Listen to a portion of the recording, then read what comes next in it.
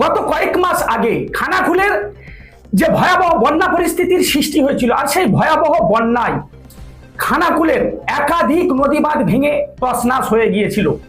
তারপর থেকে সেই সমস্ত নদী বাঁধ এখন পর্যন্ত রিপেয়ারিং বা সংস্কার করা হয়নি।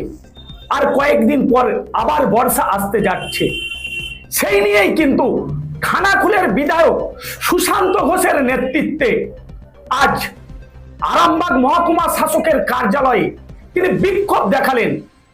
তিনি আজকে একটি স্মারকলিপি জমা দিলেন যে অবিলম্বে যাতে খানাকুলের এই সমস্ত নদী বাঁধগুলো রিপেয়ারিং করা হয় বা নদী বাঁধগুলো বাঁধা হয়, তার জন্য কিন্তু তিনি ডেপুটেশন দিলেন এবং আরামবাগ মহকুমা শাসকের কার্যালয়ে রীতিমতো তিনি বিক্ষোভ দেখালেন। তেনার বক্তব্য শোনাবো তিনি ঠিক কি বলছেন। অপরদিকে এই বক্তব্যের পরিপ্রেক্ষিতে পাল্টা বক্তব্যে ঠিক কি বলছেন খানাকুল ২ নম্বর ব্লকের তৃণমূলের ব্লক সভাপতি রমেন পরামানিক, দেখতে থাকুন। খানাকুলে প্রতি বছর বন্যা হয়, এটা সবাই জানে, কিন্তু বন্যার পর দ্রুত এই নদী বাঁধ যেগুলো ভেঙে যায় সেগুলো মেরামত করা হয়, প্রতি বছর এটা হয়। তো এই বছরও বন্যা হয়েছে, এখনো পর্যন্ত সব জায়গায় নদী বাঁধগুলো ভাঙা অবস্থা রয়েছে, কোথাও ছাড়ানো হচ্ছে না। বারবার আমরা দাবি রাখছি, ডিএম যাচ্ছে, এসডিও যাচ্ছে, আমি নিজে বিধানসভায় বলেছি, নিজে মন্ত্রীকে চিঠি দিয়েছি, একটা কাজও করা হচ্ছে না। শুধু হ্যাঁ হবে এই আশ্বাসটাই পাওয়া যাচ্ছে। কবে হবে? সামনে বর্ষা শুরু হয়ে যাবে, এই বর্ষার সময়েও এখনো কেন কাজ হবে না? বারবার এর আগেও আমরা এসডিওকে ডেপুটেশন দিয়েছি, তখন কাজ হয়নি। এর আগেও আমরা ডিএমকে জানিয়েছি, কাজ হয়নি।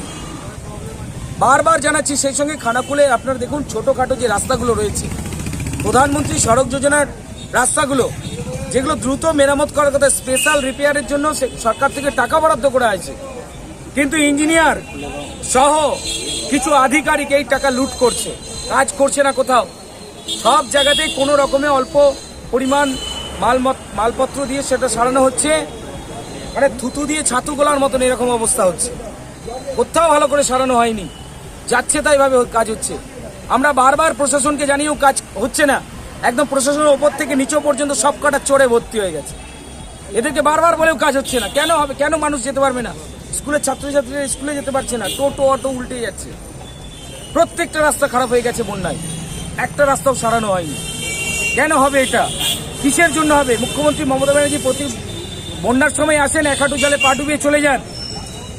এখনো পর্যন্ত বন্যায় যে রিলিফের মালপত্র দেওয়া হয়েছে তার টাকা পর্যন্ত দেয়নি। বিডিও অফিসে বাকি রয়েছে প্রায় ৫০ লক্ষ টাকা, সরকার দেয়নি। কিনেছিল বিডিও অফিস থেকে, কিনেছিল আমাদের খানাকুল ২ নম্বর বিডিও অফিস থেকে, সেটা পর্যন্ত দেওয়া হয়নি। কিসের জন্য হবে না এগুলো? কেন এরকম ভাবে ওই খানাকুলকে বারবার ডোবানোর চক্রান্ত চলবে? খানাকুলের মানুষ কি মানুষ নয়? খানাকুলটা কি পশ্চিমবঙ্গের বাইরে? এটা কি বোঝাতে চাইছে মমতা ব্যানার্জি? আজকে আমরা ধিক্কার জানাতে এসেছি। যদি কাজ না হয় আগামী দিনে আমরা বৃহত্তর আন্দোলন। পুষ্পুতুল দাহ করলেন কেন? দেখুন কাজ হয়নি, কি হবে এই সরকারকে রেখে? এই মমতা প্রশাসনকে আমরা ধিক্কার জানাচ্ছি। বিধানসভায় জানিয়ে কাজ হচ্ছে না, ডিএমকে জানিয়ে কাজ হচ্ছে না, এসডিওকে জানিয়ে কাজ হচ্ছে না, হবে এটা কোথায়? তাহলে মুখ্যমন্ত্রী মমতা ব্যানার্জি থেকে লাভ কি? এই আরামবাগবাসী চাইছে না বারবার বন্যায় ডোবাতে।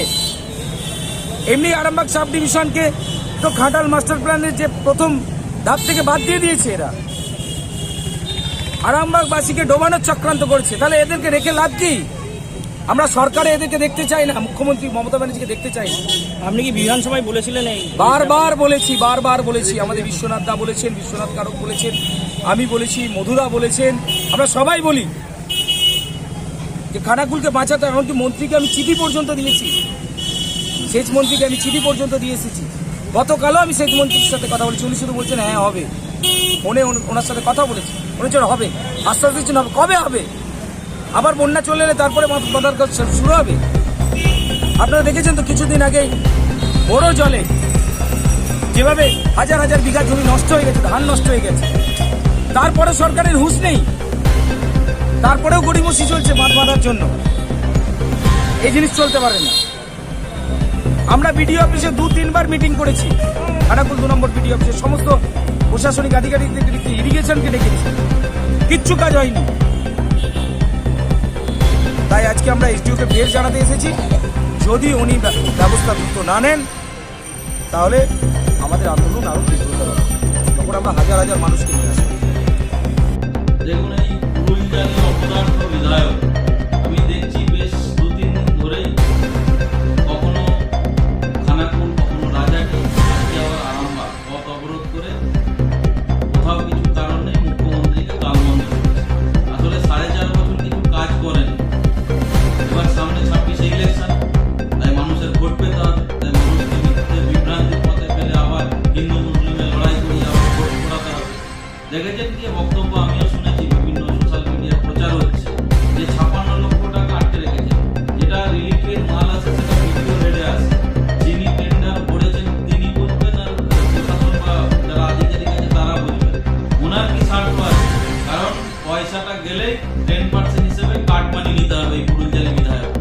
পচা মিষ্টি বিক্রি করে এত তহরম মহরম আমি আগেও বলে দিচ্ছি, কিসের আরামবাগের জায়গাতে যে ঠাট বাট দেখেছেন, কোথা থেকে এত টাকা পাচ্ছে? কাজ করে না আর বলছে ঘাটাল মাস্টার প্ল্যানের সাথে কেন যুক্ত করা হলো না? অপদার্থকে আমি প্রশ্ন করছি, তোর কেন কেন্দ্রীয় সরকার আরামবাগ মাস্টার প্ল্যান আটকে রেখেছে? তোর কেন্দ্রীয় সরকার কেন ঘাটাল মাস্টার প্ল্যান আটকে রেখেছে? তুই যে সেখানে বিচার কর। যাচ্ছিস ভারতমালার জন্য, তুই নাকি ভারতমালায় এনেছিস? তোকে আমি প্রশ্ন করতে চাই, একদম তুই টোকারি করে বলছি, কারণ তুই অপদার্থ একটা। এই ভারতমালা যখন হয় তখন হুগলি জেলার মধ্যে আমাদের তৎকালীন সাংসদ এবং হুগলি জেলার যিনি ডিস্ট্রিক্ট ইঞ্জিনিয়ার মাজতী বিশ্বাস এবং ডব্লিউবিএস যিনি ইঞ্জিনিয়ার তিনি ছিলেন। প্রেস কনফারেন্স হয়েছিল হাইওয়ে অথরিটি সেন্ট্রালের সাথে, তাতে আমি প্রেজেন্ট ছিলাম। তার প্রতিটা স্ক্রিনশট আছে। উনি বলছেন আমি রাস্তা করে দিচ্ছি, যে বিএলআরও যেহেতু পঞ্চায়েত সমিতি বিজেপি গিয়ে লোকের বাড়িতে বাড়িতে নোটিশ মারছে, কাজ দেখাচ্ছে, রাস্তা হবে, মানুষকে বিভ্রান্ত করছে। একটা জায়গা একবার করে রাস্তা করতে